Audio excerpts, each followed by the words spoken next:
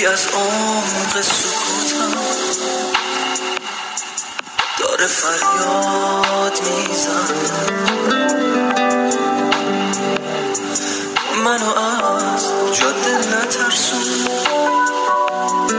نگو که فاصله صد تا کفش سربیا، صد تا عصای آهن تو سرم افتاده امشب، هوس قدم زدم، رد شدن